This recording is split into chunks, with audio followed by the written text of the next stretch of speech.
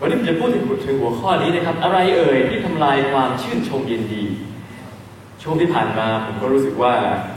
พระเจ้าก็สอนเรื่องนี้นะครับเพราะว่าความชื่นชมยินดีในชีวิตก็หายไปพอสมควรทีเดียวพอมาใคร่ครวญถึงท่าทีในใจของเราก็พบสิ่งหนึ่งที่ทำลายความชื่นชมยินดีของเรานะครับ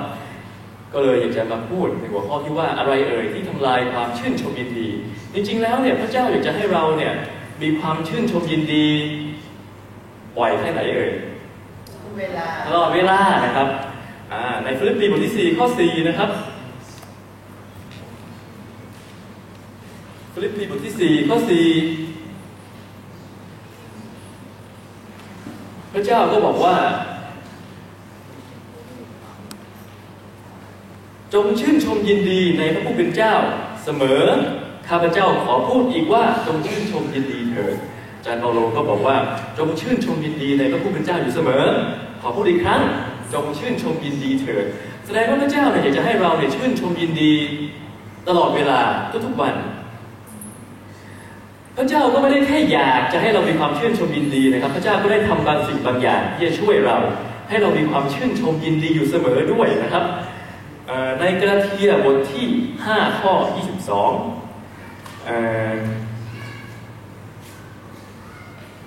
กาลาเทียบทที่5ข้อ22ผลของพระวิญญาณคือความรักความยินดีสันติสุขผลของพระวิญญาณคือความรักความยินดีสันติสุขพระเจ้าเนี่ยได้ให้พระวิญญาณสถิตอยู่กับเราแล้วผลของพระวิญญาณก็คือความยินดีคือความสุขใจพระเจ้าก็ได้ช่วยเราแล้วนะครับที่เราจะมีความชื่นชมยินดีโดยการให้พระวิญญาณอยู่กับเราแล้วผลของการที่พระวิญญาณอยู่กับเราก็คือความยินดีความสุขใจผมจะอ่านอีกหนึ่งข้อนะครับในฟิลิปปีซึ่งบอกเราว่าเมื่อพระวิญญาณอยู่กับเราเนี่ยผลของพระวิญญาณในเราก็คือความยินดีความสุขใจในฟิลิปปีบทที่4ข้อ7บอกว่าและสันติสุขของพระเจ้าซึ่งเกินความเข้าใจจะคุ้มครองจิตใจและความคิดของท่านไว้พระเจ้าอยากจะให้เราเต็มไปด้วยความชื่นชมยินดีทุกวันยินดีเสมอพระเจ้าก็เลยช่วยเราด้วยการให้พระวิญญาณอยู่กับเราแล้วผลของพระวิญญาณอยู่กับเราคือเราจะมีความชื่นชมยินดีสันติสุขของพระเจ้าที่เกินความเข้าใจอยู่ในใจของเราแต่คำถามก็คือว่าแต่หลายครั้งมันเป็นอย่างนั้นหรือเปล่าไม่หลายครั้งก็ไม่ได้เป็นอย่างนั้นจริงๆแล้วเลยนะครับถ้าพูดถึงการที่พระเจ้าให้พระวิญญาณอยู่กับเราเนี่ยเราไม่ต้องทำอะไรมากเนี่ยเราก็ควรจะมีชีวิตที่เต็มไปด้วยความยินดีทุกวันอยู่แล้วใช่ไหมแค่เราอยู่เฉยๆเนี่ยผลของพระวิญญาณในเราก็ควรจะทำให้คนรอบข้างเนี่ยเห็นว่าเราเนี่ยเป็นคนที่เต็มไปด้วยความชื่นชมยินดีทุกวันอยู่แล้วแต่ปรากฏว่าหลายๆครั้งเนี่ยเราก็ไม่ได้แต่ไม่รู้ความชื่นชมยินดีเราก็รู้ว่าในใจลึกๆของเราเนี่ยไม่ได้มีความชื่นชมยินดีก็เพราะว่ามีบางสิ่งบางอย่างที่เราเองเนี่ยได้ทำแล้วก็ไปทำลายความชื่นชมยินดีที่ควรจะมีที่พระเจ้าอยากจะให้เกิดกับเรานะครับช่วงที่ผ่านมาเนี่ยผมก็เห็นว่าจากชีวิตของผมเองเนี่ยผมได้ทำสิ่งหนึ่งที่ทำให้ความชื่นชมยินดีของผมเนี่ยถูกทำลายไปนะครับจริงๆแล้วก็คงจะมีหลายอย่างที่เราทำได้แล้วก็ทำให้ความชื่นชมยินดีเนี่ยถูกทำลายไปแต่ว่าช่วงที่ผ่านมาผมได้ทำสิ่งหนึ่งแล้วก็อยากจะมาพูดแบ่งปันให้พี่น้องฟังครับสิ่งที่ผมทำก็คือผมเปรียบเทียบตัวเองกับคนอื่นเมื่อเราเปรียบเทียบตัวเองกับคนอื่นเนี่ยความชื่นชมยินดีของเราก็หายไปหมดสิ้นเลยนะครับอะไรทำลายความชื่นชมยินดีสิ่งหนึ่งก็คือการเปรียบเทียบตัวเองกับคนอื่นผมก็คิดว่านะครับการเปรียบเทียบตัวเองกับคนอื่นคือเราเห็นบางสิ่งที่เขามีแล้วเราก็รู้สึกเป็นไงเอ่ยรู้สึกแย่ที่เราไม่มีเราคิดว่าถ้าเรามีอย่างเขาเราจะมีคุณค่าและเป็นที่ยอมรับพอเรามีความคิดอย่างนี้ปุ๊บเราก็เปรียบเทียบตัวเองกับคนอื่นผลก็คือเป็นไงเอ่ยเรามีความสุขไหมไม่ความชื่นชมยินดีที่ควรจะมีซึ่งเป็นผลของพระวิญญาณในชีวิตเราก็หายไปนะครับเราเห็นบางคนบางสิ่งบางอย่างเราอยากจะมีเรารู้สึกแย่ที่เราไม่มีเรารู้สึกแย่ที่เขามีแต่เราก็รู้สึกแย่ที่เราไม่มีเราคิดว่าถ้าเรามีอย่างเขาเนี่ยชีวิตเราจะดีขึ้นเราจะมีคุณค่าเป็นที่ยอมรับมากขึ้นเราก็ไม่มีความสุขนะครับจริงๆแล้วเนี่ยผ ผมก็เห็นสิ่งนี้เนี่ยเกิดขึ้นกับผมและเกิดขึ้นกับคนทุกคนพวกเราคิดว่าคนที่เป็นศิษยาภิบาลอย่างผมเนี่ยเราเปรียบเทียบอะไรกับศิษยาภิบาลคนอื่นเลยถ้าทุกคนไม่ได้เป็นศิษยาภิบาลผมไม่รู้นะ แต่ว่าจริงๆแล้วเนี่ยในวงการศิษยาภิบาลเนี่ยลึกๆแล้วเนี่ยแต่ละคนก็จะเปรียบเทียบจำนวนผู้มาร่วมประชุมในวันอาทิตย์จำนวนสมาชิกอะไรอย่างนี้นะครับคนที่ประสบความสำเร็จก็พูดโอ้โหข้าพเจ้าประสบความสำเร็จมีสมาชิกมากมายนะครับเรียนแบบข้าพเจ้าสิ่งนี้เกิดการเปรียบเทียบลึกๆในใจของการเป็นคนที่โหวตไม่กี่คนก็รู้สึกแย่นะครับช่วงที่ผ่านมาผมก็ไปอ่านหนังสือเล่มหนึ่งเป็นเกี่ยวกับคริสตจักรนะครับจริงๆแล้วมันควรจะเสริมสร้างแต่ที่งานที่ผมที่รู้สึกแย่เพราะว่าผมที่เปรียบเทียบกับคนเขียนผมคนเขียนโหวตเขาใหญ่โตมากมายอะไรนะครับโหวตเราคงมีสมาชิกสักประมาณ 1% ของโหวตเขาคือแทนที่จะเสริมสร้างกับรู้สึกแย่เพราะว่าผมเนี่ยดันเอาตัวผมเนี่ยไปเปรียบเทียบกับเขาเข้านะครับพนักงานในบริษัทเปรียบเทียบอะไรกันเลยอันนั้นเงินเดือนตำแหน่งอะไรใช่ไหมนักธุรกิจเปรียบเทียบอะไรกันกำไรรายได้ทรัพย์สินส่วนตัวใช่ป่ะบริษัทต้องจะเปรียบเทียบผลประกอบการนะครับนักเรียนเปรียบเทียบอะไรกันเกรดอย่างเดียวหรือแฟนโอ้เขามีแฟนฉันไม่มีคนโสดก็เปรียบเทียบแฟนกันด้วยคนเขามีแฟนบางทีเปรียบเทียบหน้าตาโอ้ทำไมหน้าตาเราไม่เหมือนหน้าเดนเลยอะไรอย่างเงี้ยนะครับเราต้องเปลี่ยนที่คนอื่นมองหน้าเดนไปมองกระจกก็รู้สึกแย่ขาดความชื่นชมยินดีครับวันนี้ผมก็จะบอกพี่น้องว่าเราเนี่ยไม่ควรจะเปรียบเทียบตัวเองกับคนอื่นผมจะมีอยู่3 เหตุผลนะครับที่จะบอกว่าเราเนี่ยไม่ควรจะเปรียบเทียบตัวเองกับคนอื่นเหตุผลแรกคือแต่ละคนเนี่ยมีแค่คนเดียวในโลกมีหยงอยู่แค่คนเดียวในโลกแล้วพี่จะไม่เห็นใครในโลกที่เหมือนหยงเลยนะครับแล้วก็แต่ละคนเนี่ยมีแพ็กเกจเฉพาะผมจะอธิบายให้ฟังนะครับแล้วก็พระเจ้ามีแผนการเฉพาะกับเราแต่ละคนก็มีแค่คนเดียวในโลกนะครับก็มีพิมพ์นะครับมีติ๊กคนเดียวในโลกเพราะเราเนี่ยเป็นแค่คนเดียวในโลกนี้ไม่มีใครเหมือนเราอีกเราจะเหมือนคนนั้นได้ไหมไม่ได้เพราะคนนั้นก็มีแค่คนเดียวในโลกนะครับถ้าเกิดเราอยากมีหน้าตาเหมือนณเดชน์ใช่ไหมก็มีณเดชน์แค่คนเดียวในโลกก็ไม่ได้นะครับก็มีทั้งเขาและเราเนี่ยก็มีนิสัยมีบุคลิกเฉพาะมีหน้าตา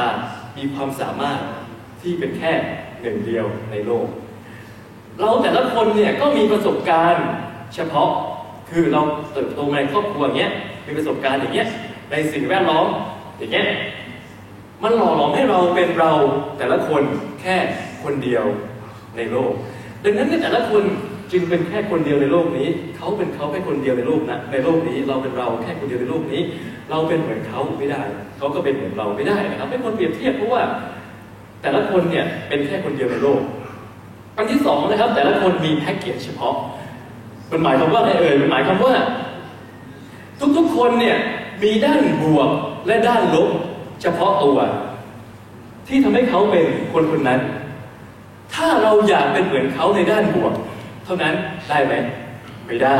เราต้องยอมที่เป็นเหมือนเขาในด้านลบทุกๆแง่ด้วยเพราะแต่ละคนเนี่ยมันมีแพ็กเกจเฉพาะทุกคนมีสิ่งดีแล้วทุกคนก็มีสิ่งไม่ดีมีด้านบวกและก็ด้านลบทั้งด้านบวกและด้านลบทำให้เขาเป็นอย่างนั้นเราเป็นเหมือนเขาเฉพาะด้านบวกไม่ได้เราต้องเป็นเหมือนเขาในด้านลบด้วยนะครับจริงๆแล้วเนี่ยถ้าเกิดเราเห็นใครที่เราอยากจะเป็นเหมือนเขาแล้วเราเห็นด้านลบเนี่ยเราจะเริ่มอยากเป็นเหมือนเขาทันทีเลยนะครับรู้ป่ะรถอะไรบ้างเนี่ยสีดำยี่ห้ออะไรรู้ไหมครับใช่ไหมสีดำยี่ห้อ Lamborghini สีแดงยี่ห้ออะไรFerrari นะครับโอ้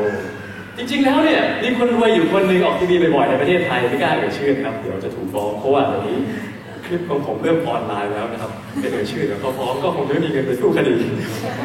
กินข้าวที่ว่าจะมีคนรวยคนนี้เนี่ยก็ออกทีวีบ่อยมากวันหนึ่งก็ไปเยี่ยมบ้านเขาก็มี Lamborghini มี Porsche แล้วก็มี Ferrari นะครับรถที่ถูกที่สุดที่เขามีเป็น Porsche ก็เขามีรายได้เดือนละล้านก็รวยมากประสบความสำเร็จในธุรกิจเราอยากเป็นเหมือนเขา แต่ถ้าอยากเป็นเหมือนเขาเนี่ยเราต้องเกิดในครอบครัวที่พ่อมีเมียหลายคนเขาเคยต่อยหน้าพ่อเขาเคยพาผู้หญิงไปทำแท้ง7 ครั้งและพ่อของเขาก็ยิงคนในครอบครัวเขาด้วยอยากเป็นเหมือนเขาไหมผมไม่อยากคือถ้าอยากรวยเหมือนเขาเนี่ยก็ต้องเอาทั้งแพ็กเกจใช่ป่ะเราเป็นเหมือนเขาแค่ด้านรวยไม่ได้ก็ต้องเอาแพ็กเกจด้านลบไปด้วยคือพ่อยิงพี่น้องพ่อมีหลายคนเขาต่อยหน้าพ่อเขาเลยพาพี่ไปทำแท้ง7 ครั้งก็ต้องเอาทุกอย่างที่เหมือนเขาด้วยนะครับอย่างผมเป็นนักเทศถ้าผมอยากจะอะไรดีเป็นนักเทศที่โด่งดังมากมายอย่างจอยส์ไมเออร์เนาะจอยส์ไมเออร์ก็มีเครื่องบินส่วนตัวนะครับในเสิร์ชอินเทอร์เน็ตเครื่องบินส่วนตัวด้วยถ้าผมอยากเป็นอย่างจอยเติบโตในครอบครัวที่ถูกพ่อเขาเนี่ยล่วงละเมิดทางเพศอย่างมากมายจนแทบจะเอาตัวไม่รอดตอนนี้ยังต่อสู้อยู่กับการที่ตัวเองรู้สึกว่าตัวเองไม่มีคุณค่าครับผมว่าผมอยากจะเป็นอย่างนั้นไหมก็ไม่อยากผมเป็นอย่างนี้ก็ดีแล้วคือเราเป็นเหมือนเขาแค่ด้านบวกไม่ได้ต้องเอาด้านลบมาด้วยมันต้องทั้งแพ็กเกจนะครับแต่ละคนก็มีแพ็กเกจเฉพาะ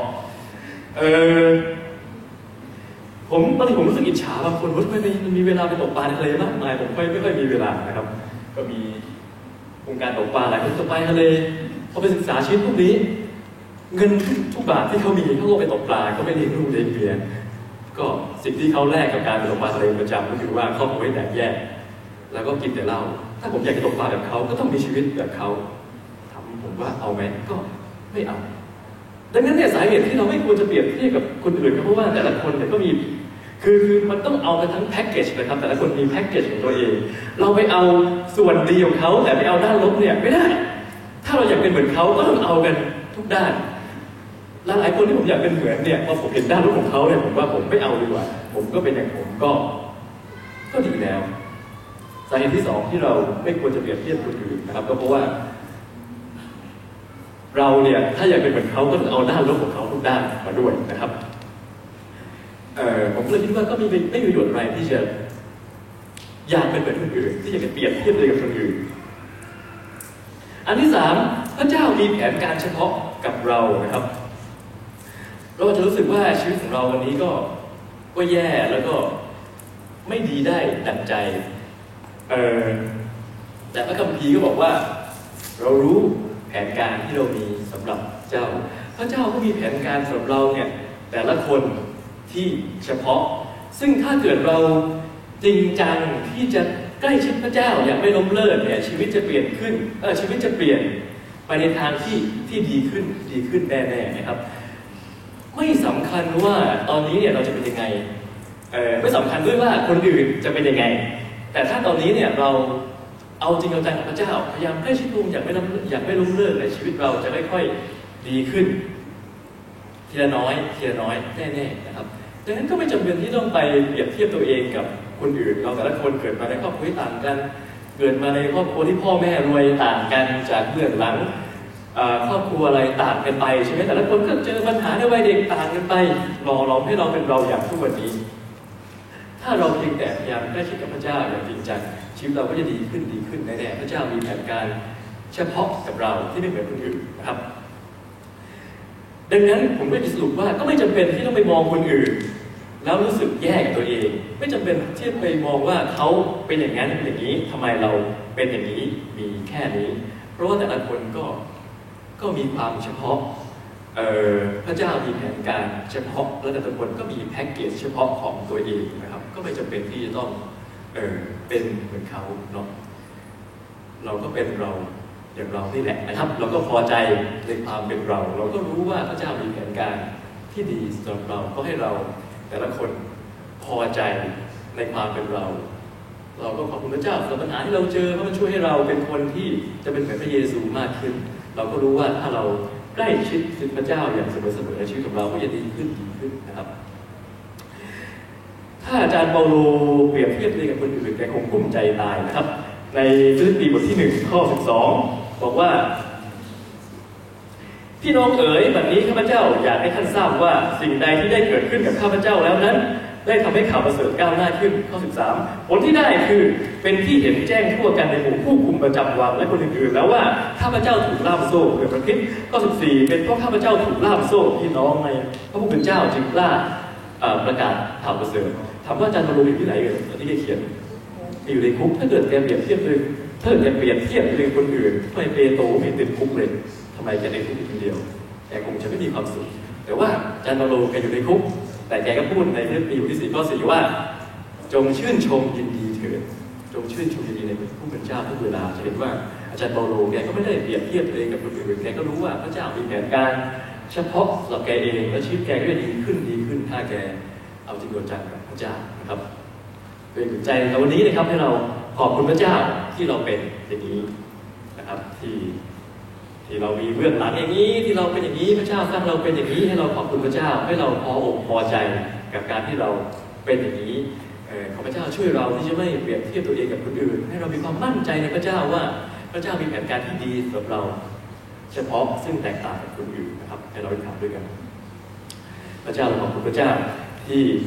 พระเจ้าได้สร้างเราให้เราเป็นเราอย่างนี้ขอพระเจ้าช่วยเราให้มีความพอใจมีความพึงพอใจในสถานภาพที่เราเป็นอยู่ในวันนี้ขอช่วยเราที่จะไม่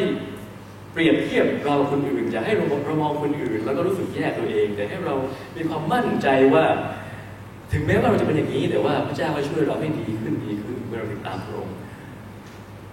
เราขอบคุณพระเจ้าสำหรับทุกๆสิ่งที่ผ่านมาไม่ว่าจะดีหรือไม่ดีเราขอบคุณพระเจ้าที่มันช่วยให้เราเป็นเราอย่างวันนี้ในวันนี้เราก็เชื่อว่า